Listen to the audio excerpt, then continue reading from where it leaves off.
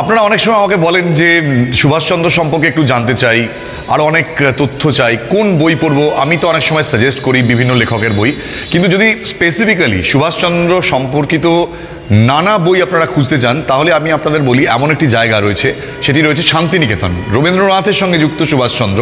আমি যখন আজকে এখানে এলাম, এটি হচ্ছে সুভাষচন্দ্রকে নিয়ে মূলত এখানে যত বই রয়েছে, বৈদ্যবাটী নেতাজি সুভাষ একাডেমি তার নামে এই যে লাইব্রেরি করা হয়েছে, অসাধারণ। এখানে সুভাষচন্দ্রকে নিয়ে আপনি যা বই চান অলমোস্ট প্রত্যেকটি বই রয়েছে। এছাড়াও আপনাদের বলি, এখানে একটা চিত্র প্রদর্শনী রয়েছে।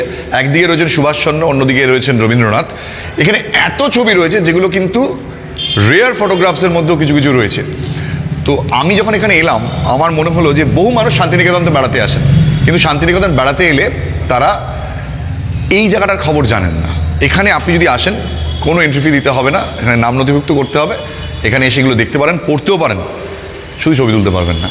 সো আমি বলবো, শান্তিনিকেতন এলে গীতাঞ্জলি সিনেমা হলের উল্টো দিকে এই একাডেমিতে প্লিজ আসুন। এবং বৈদ্যবাটী এই নেতাজি সুভাষ একাডেমি, তাদের যে কাজ, এটা আমি আপনাদের ঘুরে দেখাবো। ভিডিওটা তো আপনারা গোটা দেখার পর তারপর ডেফিনেটলি এখানে আসতে চাইবেন।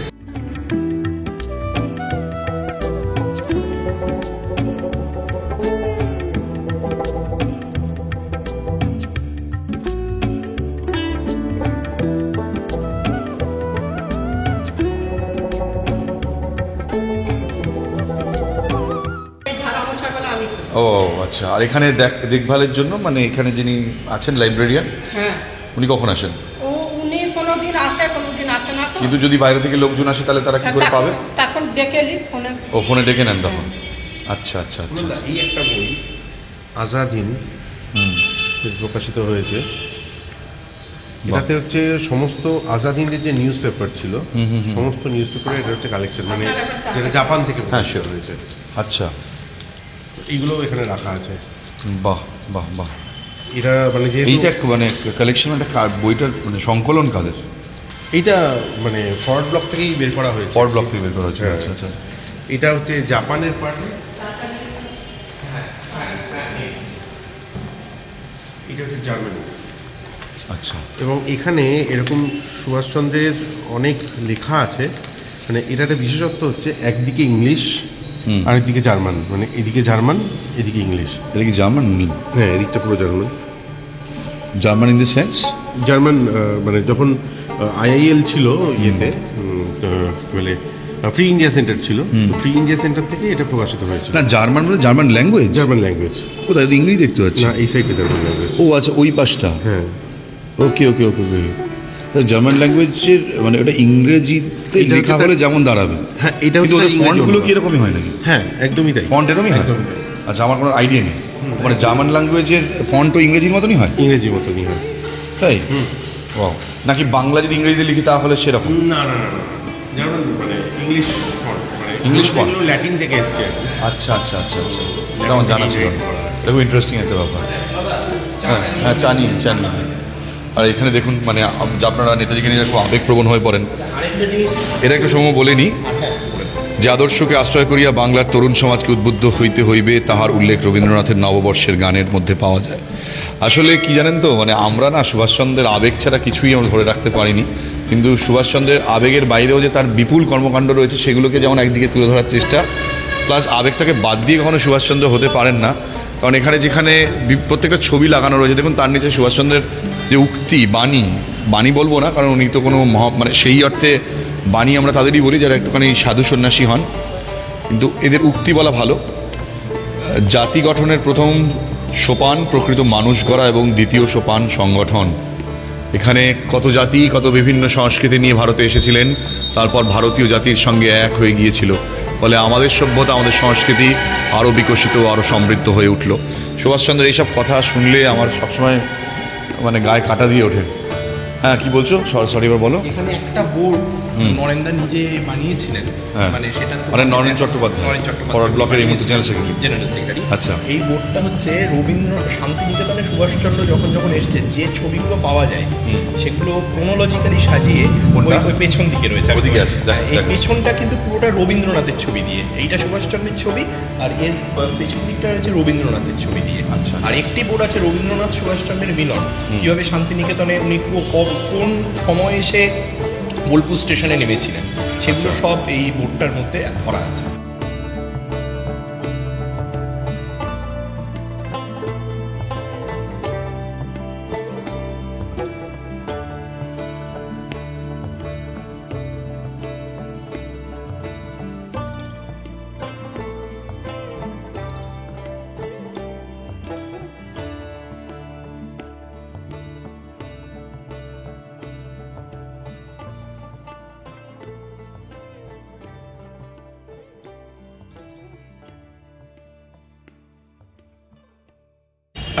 এই যে ছবিগুলো এখানে বেশ কিছু চিঠি দেওয়া রয়েছে, এখানে সেই রবীন্দ্রনাথের লেখা শান্তিনিকেতন থেকে। হ্যাঁ, এই যে এখানে রবীন্দ্রনাথ ওই চিঠির উত্তরে সুভাষচন্দ্রকে লিখছেন, যেখানে বার্নার্ড শকে উনি রিকোয়েস্ট করেছিলেন ওনার ইন্ডিয়ান সরি কি বলে বইটার নাম Indian Struggle. ইন্ডিয়ান স্ট্রাগলের ফরওয়ার্ড লিখতে বার্নার্ড শকে অনুরোধ করছেন রবীন্দ্রনাথের মাধ্যমে যাতে উনি একটু বলে দেন যাতে উনি ফরওয়ার্ডটা লেখেন। সেখানে যে উত্তর দিয়েছিলেন রবীন্দ্রনাথ সুভাষচন্দ্রের চিঠি সেটা রয়েছে। এরকম প্রচুর চিঠি রয়েছে সুভাষচন্দ্র রবীন্দ্রনাথ ঠাকুর, এখানে ভরে ভরে সেই চিঠিগুলো রয়েছে। এই লাইব্রেরিটা মানে কিছু মানুষের কাছে একদম আর এই সত্যি হলো কথা। সেই বিখ্যাত দেশনায়ক। আচ্ছা, দেখুন এখানে আমি যদি একটুখানি পড়ি তাহলে বুঝতে পারবেন। সুভাষচন্দ্র, বাঙালি কবি আমি, বাংলাদেশের হয়ে তোমাকে দেশনায়কের পদে বরণ করি। সুভাষচন্দ্র, তোমার রাষ্ট্রীয় সাধনার আরম্ভক্ষণে তোমাকে দূর থেকে দেখেছি। সেই আলো আঁধারের অস্পষ্ট লগ্নে তোমার সম্বন্ধে কঠিন সন্দেহ জেগেছে মনে। তোমাকে সম্পূর্ণ বিশ্বাস করতে দ্বিধা অনুভব করেছি। কখনো কখনো দেখেছি তোমার ভ্রম, তোমার দুর্বলতা, তা নিয়ে মন পীড়িত হয়েছে। আজ তুমি যে আলোকে প্রকাশিত তাতে সংশয়ের আবিলতা আর নেই। মধ্যদিনে তোমার পরিচয় সুস্পষ্ট। বহু অভিজ্ঞতাকে আত্মসাৎ করেছে তোমার জীবন কর্তব্যক্ষেত্রে। দেখলুম তোমার যে পরিণতি তার থেকে পেয়েছি তোমার প্রবল জীবন শক্তির প্রমাণ। এই শক্তির কঠিন পরীক্ষা হয়েছে কারা দুঃখে, নির্বাসনে, দুঃসাধ্য রোগের আক্রমণে। কিছুতে তোমাকে অভিভূত করেনি, তোমার চিত্তকে করেছে প্রসারিত, তোমার দৃষ্টিকে নিয়ে গেছে দেশের সীমা অতিক্রম করে ইতিহাসের দূর বিস্তৃত ক্ষেত্রে। দুঃখকে তুমি করে তুলেছ সুযোগ, বিঘ্নকে করেছ সোপান। সে সম্ভব হয়েছে যেহেতু কোনো পরাভবকে তুমি একান্ত সত্য বলে মাননি। তোমার এই চরিত্র শক্তিকেই বাংলাদেশের অন্তরের মধ্যে সঞ্চারিত করে দেবার প্রয়োজন সকলের চেয়ে গুরুতর। দুঃসাধ্য অধ্যাবসায়ে দুর্গম লক্ষ্যে গিয়ে পৌঁছবই যদি আমরা মিলতে পারি। আমাদের সকলের চেয়ে দুরূহ সমস্যা এখানেই, কিন্তু কেন বলবো, যদি কেন প্রকাশ করব সংশয়, মিলতেই হবে, কেননা দেশকে বাঁচাতেই হবে। বাঙালি অদৃষ্ট কর্তৃক অপমানিত হয়ে মরবে না। অসন্দিগ্ন দৃঢ়কণ্ঠে বাঙালি আজ এক বাক্যে বলুক, তোমার প্রতিষ্ঠার জন্যে তার আসন প্রস্তুত। বাঙালির পরস্পর বিরোধের সমাধান থেকে তোমার মধ্যে আত্মসংশয় নিরসন হোক। তোমার আদর্শে জয়ে পরাজয়ে আপন আত্মসম্ভ্রম অক্ষুণ্ণ রাখার দ্বারা তোমার মর্যাদা সে রক্ষা করুক। বাঙালির সম্মিলিত ইচ্ছা বরণ করুক। তোমাকে নেতৃত্ব পদে সেই ইচ্ছে তোমার সৃষ্টি করে তুলুক। তোমাকে মহৎ দায়িত্বে সেই ইচ্ছেতে তোমার ব্যক্তিরূপকে আশ্রয় করে আবির্ভূত হোক সমগ্র দেশের আত্মস্বরূপ। রবীন্দ্রনাথ ঠাকুর।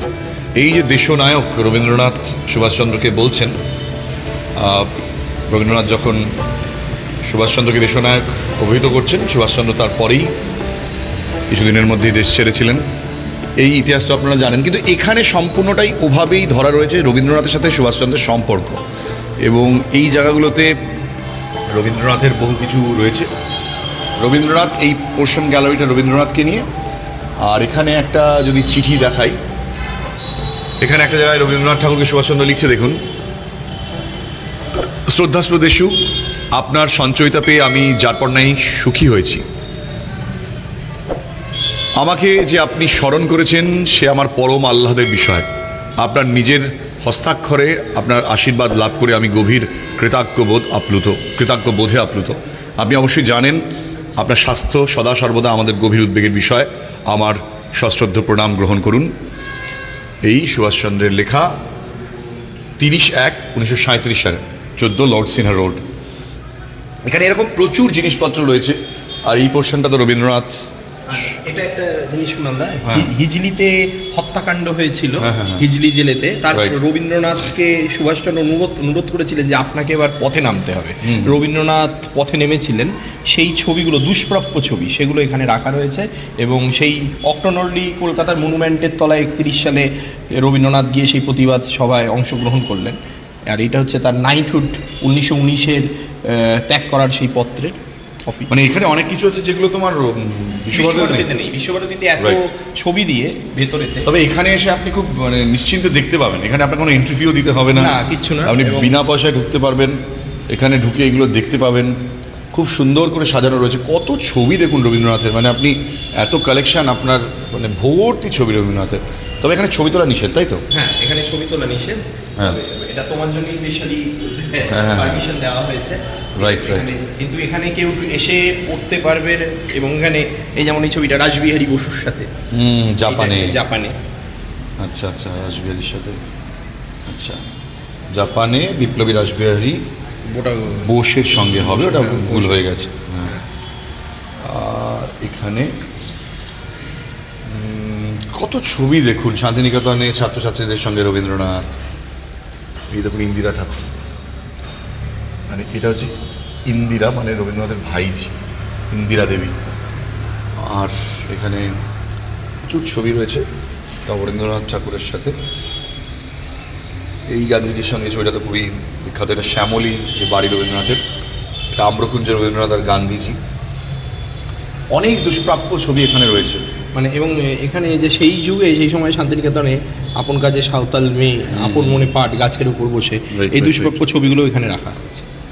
খুব সুন্দর। মানে এখানে এই জায়গাটা একটা জিনিস দেখছিলাম, এখানে মানে যদি আমি ঘুটে ঘুটে দেখতে চাই তো অনেক কিছুই দেখাতে হয়। এখানে চিঠি রয়েছে রবীন্দ্রনাথের প্রচুর। এখানে ভরে ভরে রবীন্দ্রনাথের চিঠি রয়েছে এখানটায়। এই দিকটাতে আমি যদি এইখানটায় আসি, এই পোর্শনে আপনারা দেখতে পাবেন, এটা দেখুন বংশ তালিকা রবীন্দ্রনাথ ঠাকুরের। এটা আপনারা বিশ্বভারতীতেও দেখেছেন। জয়রাম থেকে শুরু হচ্ছে এবং সেটা রবীন্দ্রনাথ গিয়ে শেষ হচ্ছে। এ দেখুন, এই হলো দ্বারকানাথ, সেখান থেকে দেবেন্দ্রনাথ, এই দেবেন্দ্রনাথ থেকে এলেন এই রবীন্দ্রনাথ। রবীন্দ্রনাথের কন্যা সন্তান যিনি বেশি দিন বাঁচেননি, দেবেন্দ্রনাথের যিনি এখানে দেখুন, এটা আবার অন্যদিকে চলে গেছে। দেবেন্দ্রনাথ সারদা দেবীর যে পরের পুত্ররা ছিলেন দ্বিজেন্দ্রনাথ, সত্যেন্দ্রনাথ, হেমেন্দ্রনাথ, বীরেন্দ্রনাথ, সৌদামিনী, জ্যোতিরিন্দ্রনাথ, সুকুমারী, পূর্ণেন্দ্রনাথ, শরৎকুমারী, স্বর্ণকুমারী, বর্ণকুমারী, সোমেন্দ্রনাথ, রবীন্দ্রনাথ, বুধেন্দ্রনাথ। এবার দেখুন এইখানে অনেকেই এই লাইনটাকে দেখার চেষ্টা করেন।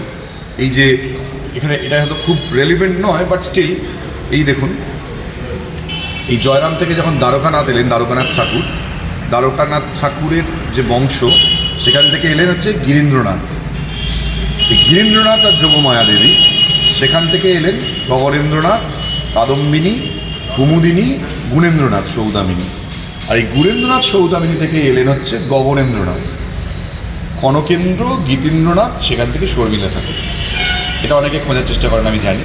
তার মানে শর্মিলা ঠাকুরের যে বংশ, সেটা হচ্ছে কিন্তু গুণেন্দ্রনাথ সৌদামিনী, তার আগে কিন্তু গগনেন্দ্রনাথ রয়েছেন। মানে এই ওনার বংশ পরিচয় রবীন্দ্রনাথের সঙ্গে কীভাবে যুক্ত তিনি। অবনীন্দ্রনাথ ঠাকুর, দেবেন্দ্রনাথের প্রয়াণে রবীন্দ্রনাথের নাম। এরকম প্রচুর ছবি এখানে রয়েছে। জন্ম রাশিচক্র খুব সুন্দর করে সাজানো আছে। আর এই দিকটা তো আরো একবার দেখাচ্ছি, যেখানে এই ছবিগুলো আপনাদের দেখাইনি।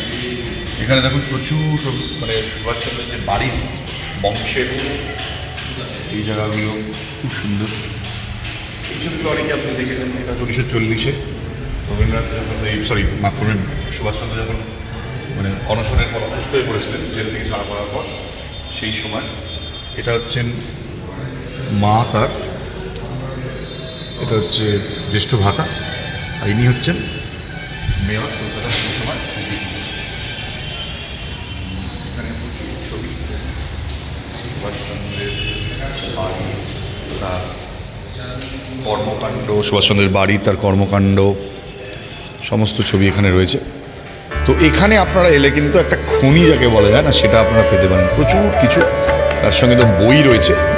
তো এই ভিডিওটা স্পেশালি আপনাদের এই কারণেই বানালাম, আপনারা কিভাবে এখানে আসবেন সেটা আমি জানিয়ে দিচ্ছি।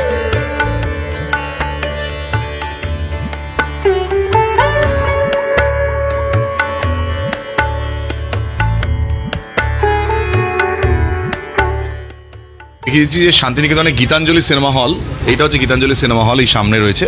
এখান থেকে পরিষ্কার হয়তো দেখা যাচ্ছে না, এই যে গীতাঞ্জলি সিনেমা হল, আর ঠিক পাশেই রয়েছে এটা, মানে এইটা হচ্ছে মেন রাস্তাটা, এই যে মেন রাস্তাটা যাচ্ছে এখান থেকে, এই মেন রাস্তার পাশেই রয়েছে এই কবিগুরু ও নেতাজি চিত্র প্রদর্শনী কেন্দ্র। এখানে নিচে আপনি সামনেও আপনি দেখতে পাবেন, আর এখান থেকে এখানে এলে দেখা যাবে। আর এই হচ্ছে প্রবেশদ্বার। দেখুন, আমরা দু ধরনের মানুষ, কেউ তথ্য ভালোবাসি আর কেউ ভালোবাসি তথ্যের সঙ্গে আবেগ। তো যিনি আবেগ এবং তথ্য দুটোই চান তাদের বলবো আপনারা প্লিজ এখানে আসুন। এই যে লাইব্রেরি, বৈদ্যবাটী নেতাজি সুভাষ একাডেমির পক্ষ থেকে তৈরি করা হয়েছে, একদিকে বই রয়েছে, তার পাশাপাশি প্রচুর ছবি। আমার তো দারুণ লাগলো এখানে এসে। তো এবার যদি আপনি শান্তিনিকেতন আসেন বা বোলপুর আসেন, তাহলে কিন্তু এখানে প্লিজ ভিজিট করবেন। এখানের অ্যাড্রেস, প্রপার অ্যাড্রেসটা আমি আপনাদের আবার দিয়ে দিচ্ছি, মেনশন করে দিচ্ছি। এই পার্টিকুলার জায়গা যেখানে গীতাঞ্জলি সিনেমা হল রয়েছে, ঠিক তার উল্টো দিকেই এই একাডেমিটা রয়েছে। বাইরে দেখতে পারবেন, আমার ভিডিওতে শুরুতেই আপনি দেখেছেন যে আপনারা দেখেছেন যেখানে নেতাজি সুভাষচন্দ্র বসু, রবীন্দ্রনাথ এবং তার সঙ্গে মাঝখানে শরৎ বোস বসে রয়েছেন, সেই বিখ্যাত ছবি মহাজ্যোতি সদনের। তো এখানে আসুন, আমি আপনাদের বলবো যে এই ভিডিওটি যদি ভালো লাগে আপনি প্রচুর মানুষের কাছে ছড়িয়ে দিতে পারেন, যে তারা শান্তিনিকেতন এলে শুধু কেন সোনাঝুরির হাট ঘুরবেন, একটুখানি রবীন্দ্রনাথ সুভাষচন্দ্র সম্পর্কেও জানুন না আরও ডিটেলে। আমাদের কালচারগুলো কি সোনাঝুরির হাটেই আটকে রইল, নাকি আমরা একটুখানি এগিয়ে দিতে পারি? আসুন এখানে। আর আইএম বোসকে ফলো করুন। আইএম বোস আপনাদের জন্য অনেক এমন তথ্য, অজানা জিনিস নিয়ে আসার চেষ্টা করেন, অনেক ধরনের জিনিস চেষ্টা করি। তো আপনাদের সঙ্গ, আপনাদের সমর্থন পাই বলেই সেটা চেষ্টা করি। ভালো থাকবেন, দেখা হবে নতুন ভিডিওতে। আপাতত শেষ করছি, জয় হিন্দ।